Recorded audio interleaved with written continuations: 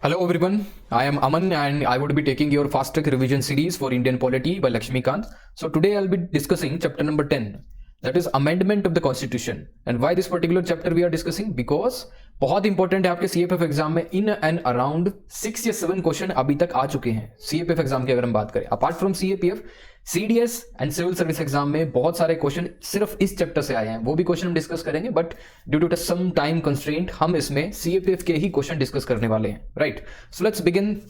सबसे पहले हम देखेंगे क्या ये जो कॉन्स्टिट्यूशन में अमेंडमेंट का जो प्रोविजन है, क्या ये सिर्फ इंडियन कॉन्स्टिट्यूशन में है या किसी और कॉन्स्टिट्यूशन में, किसी और देश के कॉन्स्टिट्यूशन में, और क्या ऐसी जरूरत पड़ गई हमें कि इंडियन कॉन्स्टिट्यूशन या फिर किसी कॉन्स्टिट्यूशन के अंदर अमेंडमेंट की जरूरत पड़ती है कुछ टाइम के बाद। ये आपको देखना पड़ेगा क्योंकि विद चेंजिंग सोसाइटी, जैसे हमें पता है India is in this modern day democracy, और सोसाइटी भी जो है बहुत सारी चेंज हो रही है। वैल्यू सिस्टम में आप देखोगे मॉरल वैल्यूज, और सोसाइटी के अंदर बहुत सारा कल्चरल चेंज भी आ रहा है। तो इन सभी चीजों को देखते हुए to accommodate all this need of the society और एस्पिरेशन ऑफ द सोसाइटी, हम टाइम एंड अगेन कॉन्स्टिट्यूशन में अमेंडमेंट करते हैं। बहुत सारे अमेंडमेंट आपने देखे होंगे, दिस राइट टू लाइफ के अंदर भी आपको बहुत सारे अमेंडमेंट आपने देखे हैं। हमने अमेंडमेंट किया है, जैसे राइट टू एजुकेशन का भी एक अमेंडमेंट किया है, बहुत सारे ऐसे अमेंडमेंट देखोगे आप। Right, so let's C amendment of the constitution में ये देखेंगे। सबसे पहले procedure for amendment. Procedure for amendment पे जाने से पहले कुछ एक बेसिक डिटेल जो आपको पता होनी चाहिए, जैसे हम देखेंगे like in Britain and USA, यहां पे कॉन्स्टिट्यूशन को अमेंड करना it's very difficult. Right, it is very difficult यहाँ पे अमेंडमेंट करना। बट इंडिया की अगर हम बात करें, वन पॉलिटिकल थिंकर और वन पर्टिकुलर कॉन्स्टिट्यूशनल एक्सपर्ट, उन्होंने बोला है कि इंडिया के अंदर ना तो इतना मुश्किल है कॉन्स्टिट्यूशन को अमेंड करना, ना ही इतना आसान है। तो एक मिक्स है, वो भी हम बात करेंगे ऐसा किसने कहा है, क्योंकि कई बार ये स्टेटमेंट आपको दी जाती है एग्जाम के अंदर कि ये पर्टिकुलर स्टेटमेंट किसने बोला है कि इंडियन कॉन्स्टिट्यूशन में अमेंडमेंट करना इज नीदर टू फ्लेक्सिबल और नॉट टू रिजिड। ये स्टेटमेंट भी आपसे पूछते हैं, will see that. Okay, so let's C procedure for amendment की अगर हम बात करें, पहली स्टेटमेंट है अमेंडमेंट इसलिए की जाती है to adjust the society, to adjust the aspiration of the society. Right, तो इसीलिए हम अपने कॉन्स्टिट्यूशन को क्या बोलते हैं, एक लिविंग डॉक्यूमेंट, एक organic document which can be changed according to the needs of the society. Right, second thing is article 368। आपको पता होना चाहिए कौन से पार्ट के अंदर ये लाई करता है। This article was basically lie under part 20। बार बार पूछा जाएगा आपसे कौन से पार्ट के अंदर है, कई बार 17, 18, 19, 20 इनमें चॉइस दे देगा, you will be confused. Okay, so here article 368 says that power of the parliament to amend the constitution and procedure therefor. उसके बाद हम देखेंगे this parliament can add, change और repeat any provision of the constitution in accordance with the procedure. But here in the Kesavananda Bharati case in 1973, यहां पे supreme court ने बोला parliament can not amend the basic structure of the constitution. तो यहां पे basic structure constitution, basic structure doctrine को भी include किया गया, और इसमें बोला कि पार्लियामेंट के पास अनलिमिटेड पावर नहीं है, पार्लियामेंट के पास सिर्फ लिमिटेड पावर है। ठीक है, तो लिमिटेड पावर आपको देखना होगा ये क्या चीज है, ये समझना होगा। ठीक है, okay, so here we see the procedure under article 368। 368 के अंदर आप दो तरह की कॉन्स्टिट्यूशनल अमेंडमेंट कर सकते हो। वैसे तो हमारे कॉन्स्टिट्यूशन में 3 तरह की अमेंडमेंट होती है, but under article 368 you can do 2 type of constitutional amendment, one with the special majority and the second type of amendment you can do with the special majority plus ratification by half of the states. So ये 2 type की category है, 2 type की amendment है जो आप article 368 के अंदर कर सकते हैं। And what about the other article, what about the other amendment जो कि आउटसाइड है किसके स्कोप ऑफ आर्टिकल 368, जिसमें हम सिर्फ ऑर्डिनरी अमेंडमेंट से ही, या फिर ऑर्डिनरी अमेंडमेंट उसको बोलेंगे बिकॉज कॉन्स्टिट्यूशन अमेंडमेंट तो है वो, बट 368 का आर्टिकल जो है उसका यूज नहीं करते हम उस अमेंडमेंट में। ठीक है, okay, so let's see the procedure under article 368। इसमें लिखा है for an amendment a bill needs to be initiated in either house the parliament. Yes, Lok Sabha और राज्यसभा किसी भी हाउस में उसको इंट्रोड्यूस किया जा सकता है। दूसरा हम देखेंगे क्या ये स्टेट लेजिस्लेचर में इंट्रोड्यूस हो सकता है। No, it can not be initiated in any state legislature except अगर स्टेट लेजिस्लेचर एक रेजोल्यूशन निकाले फॉर द क्रिएशन और अबोलिशन ऑफ लेजिस्लेटिव काउंसिल। ठीक है, किसी भी स्टेट की लेजिस्लेटिव काउंसिल, तो यहां से इनिशिएट कर सकता है सिर्फ स्टेट, और ये सिर्फ पार्लियामेंट डिसाइड करेगा क्या उस रेजोल्यूशन को एक्सेप्ट करना है या नहीं करना है। ठीक है, so the creation and abolition of legislative assembly in the state, ये रेजोल्यूशन कौन, स्टेट पास कर सकता है। But here also the parliament can either approve और डिसअप्रूव सच अ रेजोल्यूशन और may not take any action on it. ये भी काम कर सकता है पार्लियामेंट। ओके, तो ये आपको पता होना चाहिए। उसके बाद आप देखोगे this constitution amendment bill does not require prior permission of the president. Yes, president of India की इसमें कोई प्रायर परमिशन आपको नहीं चाहिए, but in case of change of any state name वहां पे आपको प्रेसिडेंट अप्रूवल आपको चाहिए। तो इनिशियली प्रेसिडेंट वहां पे क्या करता है, उस रेजोल्यूशन को आपके सामने रखता है, स्टेट्स के सामने। ओके, अप्रूवल भी चाहिए वहां पे। Second thing is private members और मिनिस्टर इंट्रोड्यूस कर सकते हैं कॉन्स्टिट्यूशनल अमेंडमेंट बिल को, हाँ बिल्कुल कर सकते हैं।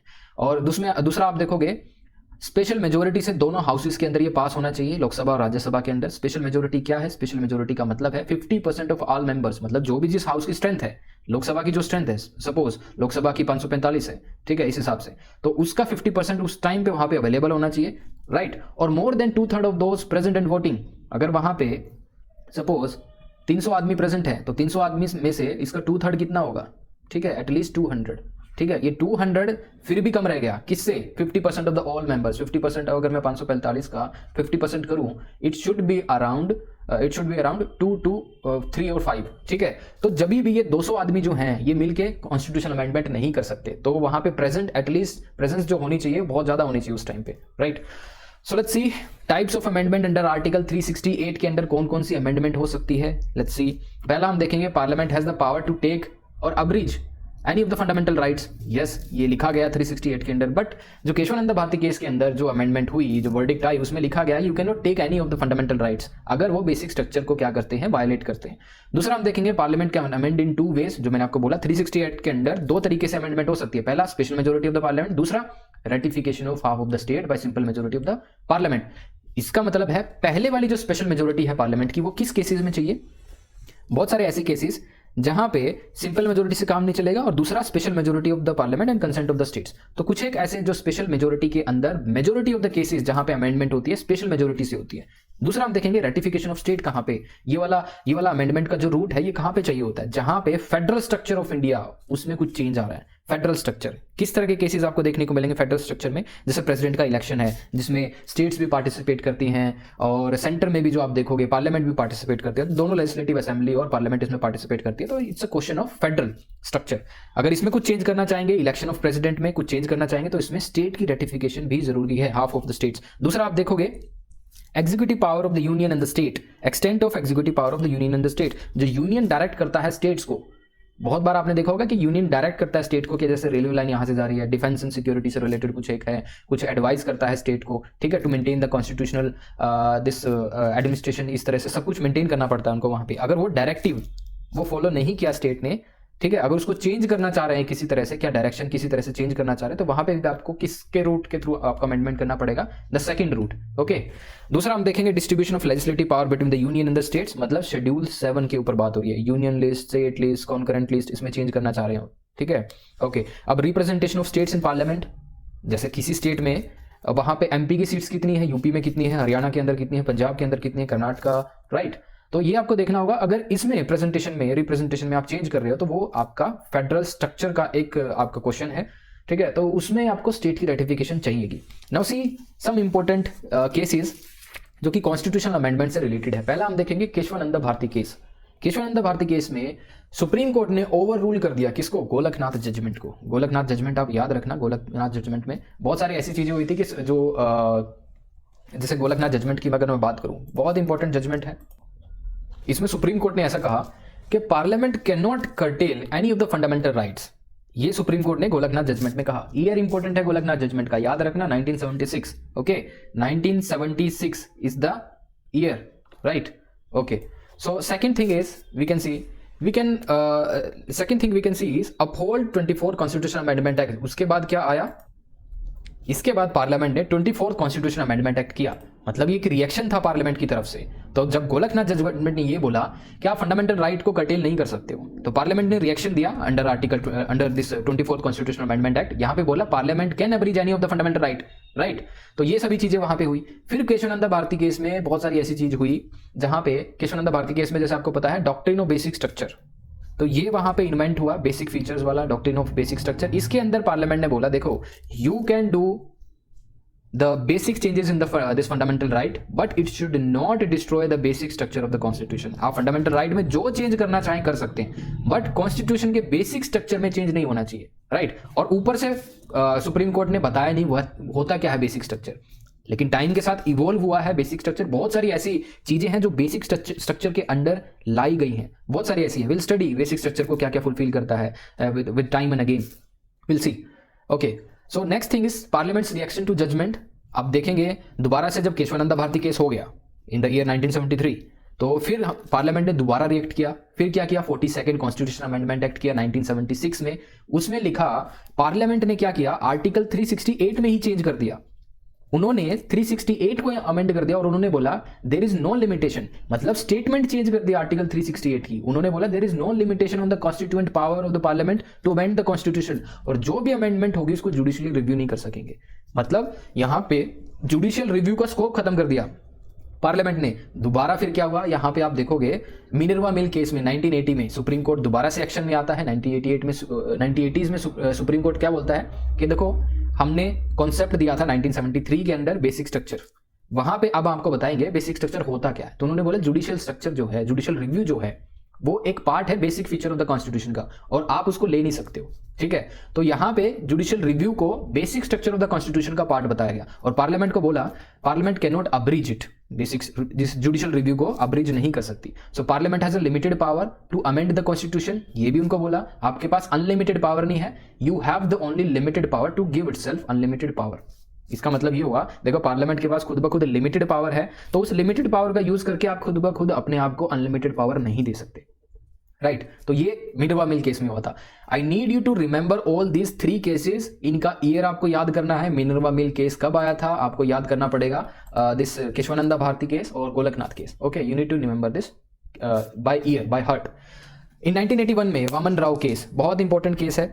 इसके अंदर क्या हुआ, the basic structure doctrine to apply to all constitution amendment extended after 24 April 1973। ये आपको पता होना चाहिए, बेसिक स्ट्रक्चर की डॉक्ट्रिन है 1973 से पहले के जितने भी अमेंडमेंट हुए हैं, जैसे फर्स्ट शेड्यूल के आप देखोगे 9 शेड्यूल जो ऐड हुआ है अंडर फर्स्ट अमेंडमेंट एक्ट, उसके अंदर जो भी लॉ इंक्लूड किए गए थे बिफोर दिस 1973, जब तक doctrine this basic structure doctrine नहीं आई थी, उनको चैलेंज नहीं किया जा सकता। बहुत इंपॉर्टेंट है। So after the Kesavananda Bharati judgement, याद रखना पड़ेगा 24 April 1973। Now what is the basic structure doctrine? इसका मतलब है doctrine forms the basis of a limited power, it puts some restriction on the power of the parliament. तो ये एक और कंसेप्ट दिखाता है constitutionality of the this government, के मतलब लिमिटेड पावर दी गई है आपको अनलिमिटेड पावर नहीं है। So the basic structure applies only to constitutional amendment, not to ordinary act of the parliament. ये आपको याद रहना चाहिए, कॉन्स्टिट्यूशनल अमेंडमेंट पे लगेगी बेसिक स्ट्रक्चर डॉक्ट्रिन। तो केशवानंदा भारती केस में आपको एक चीज और याद रखनी है, जो बेंच बैठा था उसमें, वो उसका अगर मैं आपको स्ट्रेंथ बताऊं तो 13 जजेस प्रेजेंट थे उसमें, और 7-6 की मेजोरिटी से 7 मेजोरिटी में फेवर किया बेसिक स्ट्रक्चर की, ठीक है। ये आपको याद रहना चाहिए कि कितने नंबर का बेंच था, 13 जजेस was present in that particular Kesavananda Bharati judgement. Now bill of constitutional amendment, यहाँ पे देखेंगे, मैंने आपको पहले भी बताया, जब भी आप कॉन्स्टिट्यूशनल अमेंडमेंट बिल लेके आना चाहेंगे तो उसमें आपको प्रेसिडेंट ऑफ इंडिया की कोई रिक्वायरमेंट नहीं चाहिए, और आप जो उसको बिल को either you can introduce in the Lok Sabha और इन द राज्यसभा, ओके। अब अमेंडमेंट ऑफ द कॉन्स्टिट्यूशन 3 तरह से हो सकती है, लेकिन अमेंडमेंट अंडर आर्टिकल 368 2 तरीके से होगी सिर्फ।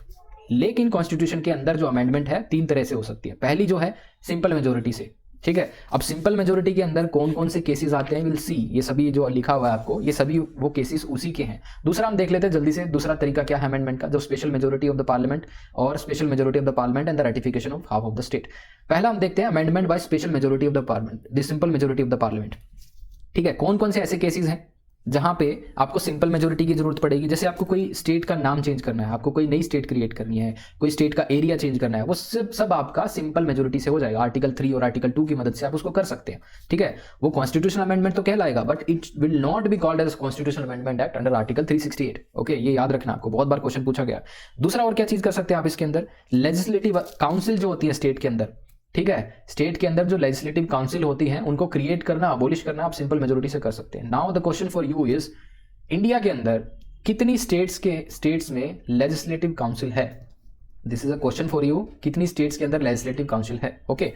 Now see the other thing, और कौन कौन से केसेस हैं और कौन से आप देखोगे जो स्पेशल मेजोरिटी से आप अमेंड कर सकते हैं। जैसे सेकंड शेड्यूल के अंदर जो भी चेंजेस है, एमोल्यूमेंट्स, अलाउंसेस, प्रिविलेजेस, ठीक है, और and so on to the president. उसके बाद आप देखोगे प्रेसिडेंट के साथ ही स्पीकर, जजेस, इनको सेकंड शेड्यूल के अंदर डाला गया है। कोरम इन पार्लियामेंट, कितने नंबर ऑफ पीपल चाहिए या फिर एमपीज चाहिए टू वर्क इधर द लोकसभा और राज्यसभा को काम करने के लिए। कोरम की स्ट्रेंथ आप चेंज कर सकते हो। अभी presently this is a question for you, what is the minimum strength to required to function the Lok Sabha और राज्यसभा? सो कोरम क्या होगा, ये आपके लिए क्वेश्चन है। Please tell in the comment box क्या कोरम की रिक्वायरमेंट है अभी, ओके। उसके बाद सिंपल मेजोरिटी में और कौन कौन से केसेस आते हैं, प्रोसीजर इन द पार्लियामेंट के अंदर अगर उसको चेंज करना है। उसके बाद use of English language in parliament, use of official language, citizenship बहुत इंपॉर्टेंट है। इस यहाँ से क्वेश्चन आपसे पूछता है कई बार, आप इसको ये सोच के कि स्पेशल मेजोरिटी से चेंज होती हुई सिटीजनशिप, नहीं, उसमें सिर्फ पार्लियामेंट ही चेंज कर सकती है, okay, with simple majority. Election to parliament and state legislature, delimitation of constituencies, union territories, 5th schedule, 6th schedule, जो भी चेंज करना चाहे सिंपल मेजोरिटी से हो जाएगा। Now see this special majority. अब स्पेशल मेजोरिटी में हम देखते हैं, स्पेशल मेजोरिटी में दो चीजें आपको याद रखनी। पहला, स्पेशल मेजोरिटी होता क्या है, मैंने जैसे आपको बताया, उस हाउस में, जिस भी हाउस में, जैसे लोकसभा में वो बिल जाएगा और राज्यसभा में वो बिल जाएगा, तो राज्यसभा और लोकसभा के बीच में आपको स्पेशल मेजोरिटी क्या करनी है, अचीव करनी है। तो अगर मैं लोकसभा की बात करूं, राज्यसभा की बात करूं, तो दोनों की अगर स्ट्रेंथ देखे, उस स्ट्रेंथ का एटलीस्ट मिनिमम 50% आपको क्या है, अचीव करना है। And on the above of it 2/3 majority, जो भी वहां पे प्रेजेंट होंगे, ठीक है, जितने भी लोग वहां पे प्रेजेंट होंगे, उनका 2/3 voting should be go in the favor of the bill, okay, और वो 2/3 जो आपका नंबर आएगा, that should be more than 50% of the strength of the house, okay, याद हो गया, ठीक है। उसके बाद हम देखेंगे फंडामेंटल राइट्स, डीपीएसपी, ये आपके स्पेशल मेजोरिटी से ही चेंज कर सकते हो आप। And all the provision basically in 1st and 3rd schedule, not in 1st and 3rd schedule. This should not be a 1st and 3rd schedule, this should be a 1st and 3rd type of amendment. तो ये schedule नहीं होगा, ये amendment होगा। जो पहली type की amendment थी हमारी सिंपल, ठीक है, सिंपल में जो आपकी आप देखोगे सिंपल मेजोरिटी से जो अमेंडमेंट होती है, तीसरी होती है आपकी special majority plus consent of the states, वो आपकी 3rd कैटेगरी का अमेंडमेंट है। तो इन्होंने ये बोला है स्पेशल मेजोरिटी से आप वो सभी चीजें अमेंड कर सकते हो जो 1st और 3rd में इंक्लूड नहीं है, okay. Now see the last one, ये सबसे इंपॉर्टेंट है, bye special majority and consent of half of the state. अब कौन से जो एरियाज हैं जहां पे कॉन्सेंट चाहिएगी, किसकी, स्टेट्स की। तो मैंने आपको पहले बताया था जहां पे federal structure of the polity क्या है, अफेक्ट हो रहा है, वो सभी चीजें। और कौन कौन सी चीजें हैं वो, जहां पे प्रेसिडेंट ऑफ इलेक्शन, उसके आप देखोगे कुछ ना कुछ प्रोसीजर में चेंज करना चाह रहे हैं, एग्जीक्यूटिव पावर का एक्सटेंट, सुप्रीम कोर्ट और हाई कोर्ट से रिलेटेड, 7th शेड्यूल से related, distribution of legislative power between union and state list, GST council से रिलेटेड, स्टेट्स की जो रिप्रेजेंटेशन है पार्लियामेंट में उसको चेंज करना है, या फिर power of parliament to amend and its procedure, article 368। अगर 368 को ही चेंज करना है तो उसमें भी स्टेट्स का रेटिफिकेशन चाहिएगा, ओके। तो ये सभी चीजें हैं। दूसरा, आपने देखा होगा जब हम वो बिल रेटिफिकेशन के लिए भेजते हैं स्टेट्स को, तो उसमें ठीक है, अगर कोई स्टेट मना करती है तो कोई इशू नहीं है, लेकिन टोटल स्टेट जितनी भी होंगी, अगर 28 स्टेट्स हैं तो 28 में से at least minimum 14 states should give the ratification to that bill, तो हमें कोई दिक्कत नहीं पड़ेगी, ठीक है। Half of the states need to ratify that particular provision और दैट बिल। अब देखते हैं क्रिटिसिज्म क्या है इसका, अमेंडमेंट प्रोसीजर का। क्रिटिसिज्म आपको याद रखना है थोड़ा सा, criticism you need to understand. अब देखोगे इसमें major part of the constitution can be amended by the parliament either by special majority और बाय सिंपल मेजोरिटी, ठीक है। लेकिन यूएसए में आप देखोगे, यूएसए में थोड़ा डिफरेंट है, यहाँ पे consent of the state is required and that to only half of them, while in USA it is 3/4 of the state। मतलब जहां पे इंडिया के अंदर रेटिफिकेशन चाहिए जो स्टेट्स का 1.5 चाहिए, लेकिन वही चीज यूएसए के अंदर कितना चाहिए, 3/4। तो वहां पे थोड़ा सा डिफिकल्ट है यूएस के अंदर थोड़ा रेटिफाई करना और बिल को पास करना और कॉन्स्टिट्यूशन अमेंडमेंट करना, ओके। नाउ दूसरा इसका क्रिटिसिज्म ये है कि इसमें कोई प्रोविजन नहीं है जॉइंट सिटिंग का, ठीक है। अगर जॉइंट सिटी का एक हाउस में पास नहीं हुआ तो that bill become that constitution amendment bill become dead. तो कोई जॉइंट सिटिंग का कोई प्रोविजन नहीं है, बार बार आपसे क्वेश्चन पूछा जाता है, so there is no provision of joint sitting, okay. दूसरा, इसके अंदर आप देख सकते हो द कॉन्स्टिट्यूएंट पावर, जो अमेंडमेंट की जो सिर्फ पावर है, that lies only in the parliament, state इसमें कुछ नहीं कर सकती, ठीक है। ये भी आपको याद रहना चाहिए। सो अल्टीमेटली क्या चीज निकल के आती है इसमें, निचोड़ हम देखें तो the procedure is not flexible. India में अमेंडमेंट करना इट नीदर सो फ्लेक्सिबल और नीदर टू रिजिड, ठीक है, ये आपको याद रखना होगा। तो एक इंपॉर्टेंट कॉन्स्टिट्यूशनल एक्सपर्ट है केसी वेयर, तो इन्होंने बोला है it basically strikes a good balance between flexibility and rigidity, याद होना चाहिए आपको, ठीक है। Strikes a good balance between flexibility and rigidity, ये आपको याद होना चाहिए। किसने बोला ये, this constitutional expert is important. उसके बाद आप देखोगे what Pandit Jawaharlal Nehru has said, उन्होंने बोला if you make any constitution rigid and permanent you stop the Nations growth and the growth of a living vital organic people. ये आपको याद होना चाहिए, पंडित नेहरू ने क्या बोला है, ठीक है। पंडित नेहरू, जवाहरलाल नेहरू, उन्होंने बोला अगर आप इसको रिजिड और परमानेंट बना देंगे तो आप जो नेशन की ग्रोथ है उसको खत्म कर देंगे, and the living and vital organic people, तो उनकी डिमांड होगी, चेंजिंग सोसाइटी की जो डिमांड होगी, ये आपको नहीं करना चाहिए। दूसरा, बी आर अम्बेडकर साहब ने बोला इसके बारे में कुछ, केसी वेयर ने दोबारा एक चीज बोली है कि this variety in the amending procedure is vice but rarely found. जो इंडिया में जो अमेंडमेंट का जो तरीका है ये कहीं और नहीं मिलता। ग्रैनविल ऑस्टिन ने क्या बोला है? ग्रैनविल ऑस्टिन, इन्होंने बोला the amending process has proved itself one of the most ably conceived aspect of the constitution, although it appears complicated, it is merely diverse. Okay तो ये थोड़ा कॉम्प्लिकेटेड है, right. So this is all with respect to this. अब हम previous year question discuss कर लेते हैं। Let's see the previous year question, CAPF exam में जो क्वेश्चन आए हैं। Okay, the first question is, the Parliament of India may form a new state by separation of territory from any state or by unifying any territory to a part of any state. Which of the following procedure is or are true in this regard? पहला हम देखते हैं, पहली statement है, it is basically with respect to the formation of new state. ठीक है, तो उसमें भी कॉन्स्टिट्यूशन अमेंडमेंट लगता है आपका, बट वो सिंपल मेजोरिटी से आपका हो जाता है। पहला हम देखेंगे bye simple majority and by the ordinary legislative process, yes correct. On the recommendation of president, yes. लेकिन कॉन्स्टिट्यूशन अमेंडमेंट बिल में आपको रिकमेंडेशन नहीं चाहिए किसकी, प्रेसिडेंट की, लेकिन यहां पे आपको चाहिए किसमें, नई स्टेट बनाते वक्त। ओके, ये याद रखना आपको। Third is on the advice of prime minister, this is again wrong, कोई प्राइम मिनिस्टर की एडवाइस नहीं चाहिए इसमें। So answer would be 1 and 2। Okay, ठीक है। So next question would be, with regard to a constitution amendment bill which one of the following statement is not correct. Amendment bill से related है, आपको wrong statement पूछनी है या फिर ढूंढनी है। सीएपीएफ 2016 के अंदर क्वेश्चन आया। अब देखिए, the speaker of the Lok Sabha can call a joint sitting of both the houses to pass the bill। देखिए मैंने अभी आपको बताया, there is no provision of joint sitting in the constitutional amendment bill, नहीं हो सकता। So wrong statement is A only। Next is the 9th schedule was added to the Constitution of India by 4th Amendment Act, First Amendment Act, 93rd और 99th। देखिए 9th schedule आपका first amendment act के अंदर add किया गया था, तो आपका आंसर होगा बी। बाकी आपको पता होना चाहिए 93rd, 99th और 14th अमेंडमेंट एक्ट में क्या क्या हुआ है। 93rd में आपको it basically empowers the state to make special provision for the socially and educationally backward classes, तो ओबीसी को रिजर्वेशन जो दिया था 93rd के अंडर दिया था। 99th में क्या दिया था, collegium system. It replaces the collegium system of appointing judges to the Supreme Court and High Court with a newly body called NJAC, जिसको बाद में क्या किया गया, रिपील कर दिया गया। ठीक है, अब 14th में हम देखते हैं, incorporated Pondicherry in the Indian union. So it should not be a 2004, it should be a 2014। ठीक है, 99th जो कॉन्स्टिट्यूशन अमेंडमेंट था ये आपका 2014 में हुआ था, राइट। ठीक है, तो नेक्स्ट चीज देखते हैं, which of the following judgement declared that the parliament has no power to amend any of the provision of the part 3 of the constitution. Parliament के पास कोई पावर नहीं है अमेंड करने की प्रोविजन ऑफ द पार्ट 3, मतलब fundamental right. शुरुआत में ही बोला था मैंने, गोलकनाथ केस है, जिसमें गोलकनाथ केस में सुप्रीम कोर्ट ने बोला आपके पास कोई पावर नहीं अगर आप फंडामेंटल राइट को चेंज करना चाहते हैं, अमेंड करना चाहते हैं, तो it should be a Golaknath case. ठीक है, ईयर याद रखना है तीनों में, Golaknath case 1967, Kesavananda Bharati case 1973, Minerva mill case it is 1989। So Minerva mills case में क्या हुआ था, the court ruled that the power of the parliament to amend the constitution is limited by the constitution, hence the parliament can not exercise this limited power to grant itself a unlimited power. Okay, ये 2017 में पूछा। 2018 में क्या पूछा, when did Sikkim become the associated state of the Indian union. कौन से amendment act के under associated state बनी? 2 तरीके हैं इसमें, 2 चेंजेस आए थे। पहले सिक्किम एसोसिएटेड स्टेट बनी थी, फिर उसमें फुल फ्लैश स्टेट बनी। तो एसोसिएटेड स्टेट जब बनी वो 35th constitution amendment act in the year 1974, year याद रहना चाहिए। 36 में फुल फ्लैश स्टेट बनी 1975 के अंदर। तो एसोसिएटेड स्टेट की बात हो रही है, तो आपको यहाँ पे 35th constitution amendment act right करना पड़ेगा। ठीक है, your answer would be C. So this is all in this video. एक और इंपॉर्टेंट अनाउंसमेंट ये है, please do not waste in procrastination. अगर आपको पेपर 2 में कोई दिक्कत है और आप सोच रहे हैं आपको कोर्स ज्वाइन करना ही है, अगर आपने सोच लिया नहीं करना है तो दैट इज वेरी गुड। अगर करना है तो डू नॉट प्रोकास्टिनेट कि मुझे 1 महीने बाद करना है, 2 महीने बाद करना है, ये करना है बाद में। आपको कोई भी रिग्रेट नहीं होना चाहिए इन द लास्ट।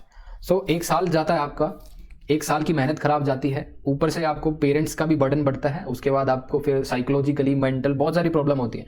तो अगर आपको लगता है कि यू नीड सम सपोर्ट जिसमें आप थोड़ा सा अपने आप को एक्सेल कर सके, आपको चाहिए कोई मेंटर जो आपको बेसिकली बता पाए कि चीज़ें कैसे कर सकते हो, आप इंट्रोडक्शन कैसे लिख सकते हो, मेन बॉडी कैसे प्रिपेयर कर सकते हो, अगर आपको सब्जेक्ट के बारे में कोई नॉलेज भी नहीं है, वो भी सभी चीज़ें। सो this is a batch for you, समाधान प्रो बैच। बहुत ही फास्ट ट्रैक तरीके से सभी चीज़ों को डिस्कस किया है, बहुत टाइम भी लगाया है काफ़ी कॉन्सेप्ट्स पे, जहाँ पे आपको सच में कुछ ना कुछ आइडिया जनरेट करने के लिए चाहिए। ठीक है, ऑन दोज एरिया जहाँ पे हाई फोकस एरिया, जहाँ से यूपीएससी क्वेश्चन पूछता है, ये सभी चीजें हमने इसमें इंक्लूड की है। So all this things are basically under Samadhan pro batch. Any of you can join the batch, is live now. आप अपनी सीट जो भी है आप हमसे जुड़ सकते हैं, you can contact on this number. ठीक है, तो मैं ज़्यादा नहीं बोलूँगा इसके बारे में because it sounds like a promotion, but it's a life changing course for you. ये जो आपकी राइटिंग हैबिट है ये आपकी ज़िंदगी भर आपके साथ रहेगी, ये जो राइटिंग हैबिट जो है। और सबसे ज़्यादा डर मुझे लगता है लोगों में आजकल पेपर 2 को लेके ही है। ठीक है। तो पेपर 2 का जो आपका इनर्शिया है उसको ब्रेक करना है तो you can join this course. इसमें टेस्ट सीरीज है, बहुत सारी चीज़ें हैं, आई कैन नॉट डिक्टेट, इतनी डिटेल मैं यहाँ पे नहीं दे सकता। You can contact on this number. ठीक है। तो थैंक यू। कोई प्रॉब्लम हो, कोई चीज़ समझ में ना आई हो, आप कमेंट करिएगा। ठीक है। Thank you.